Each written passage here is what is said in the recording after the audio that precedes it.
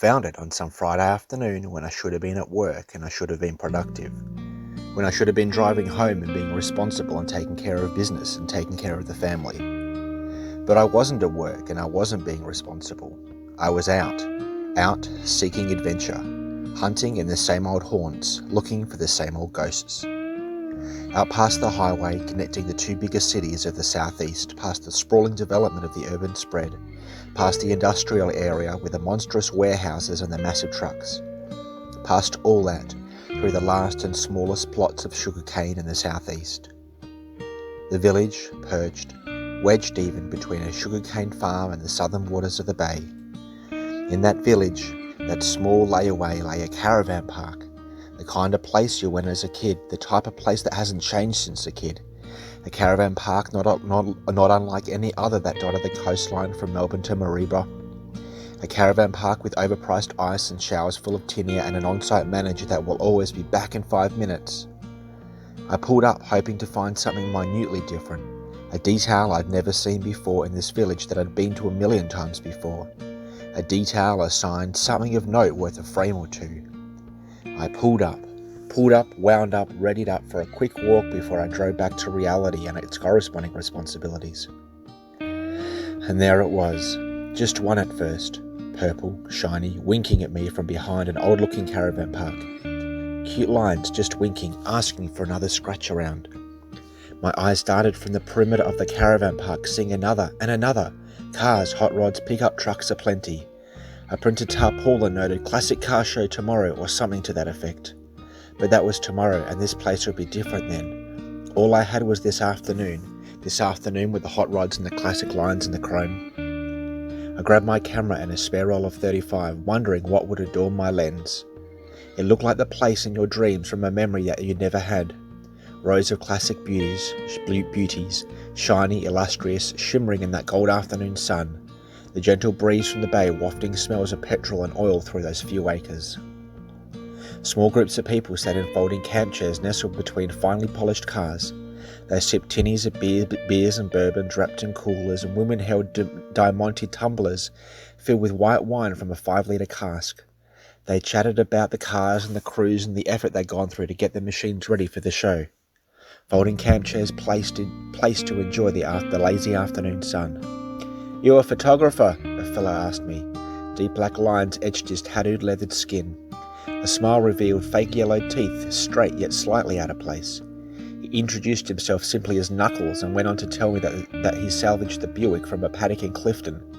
The rest of the story he kept hidden, like a scratched-off VIN number from a questionably acquired car. His missus with no apparent name and a penchant for red lipstick and red nails told me that there were plenty of opportunities for photos here, like I'd not thought of the idea. Today was a day for them, before the show. Today was where the real talk, the shop talk, the trash talk, the walk talk, when old acquaintances sipped their drinks and kicked the tires, when men talked about the cars and their ever-present health problems, like a support groups for mechanics with prostates the size of golf balls. I meandered slowly through the beautiful collection of cars. I'd stumbled across something special, something, I feel, people rarely capture.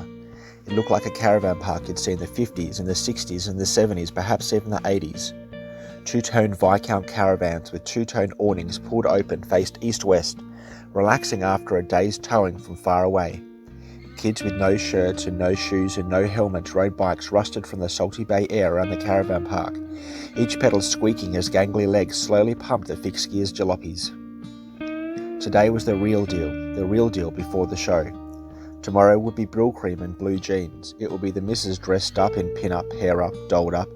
It will be getting your kicks on Route 66, Detroit Swing 66, Flicks, Hicks and black Cadillac spaceships. Tomorrow will be the visitors, the tourists, the men saying how they had this car back in the day. They had this model except in red or white or blue. Their dad brought it straight off the lot, drove him and the 7 kids without seatbelts from here to Cairns every holiday. Lamenting that dad sold the car with the memories that came with it, traded it in for some Jap crap full of plastic unlike these beautiful machines. Lamenting that he could have kept it and it would have been worth a lot of money now a mint.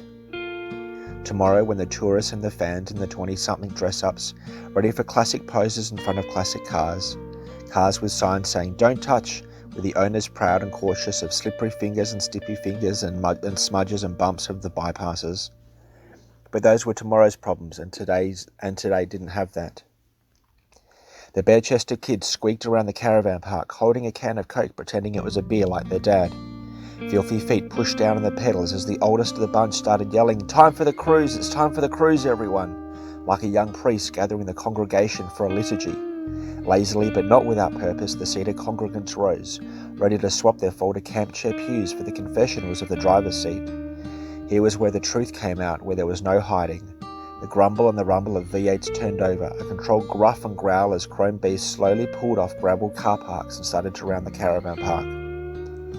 The cruise was on. Old men with leathered, grease-etched hands rolled down the windows of their rides, breathing in the V8 vibrations. Ray-Ban wayfarers and trucker caps adorned the men. Doting women with red lipstick and oversized sunnies sat loyally in the passenger's seat. Bare-chested kids rode between the beasts, smiling uncontrollably at each rev of the engine. I stumbled across something that you'd been in a dream of, a memory of a place, of a time that you knew but just couldn't put your finger on it. A place where the cars were art, where the men were artists and the women were the curators, where art meant science and the science of the cruise and the science of the style and the art of the machine. Tomorrow would be whizzer-poppin' and a hoity-toity gala of pretty pin-ups and handsome men in beautiful cars. Today was all about the cruise.